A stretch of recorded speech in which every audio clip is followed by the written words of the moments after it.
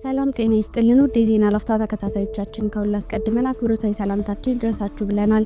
ለሰዓቱ የመራረጥናቸውን ዜናዎች ይዘን ተገኝተናል። አንኳር ጉዳዮችን በማስተዋወቅ እንጀምራለን።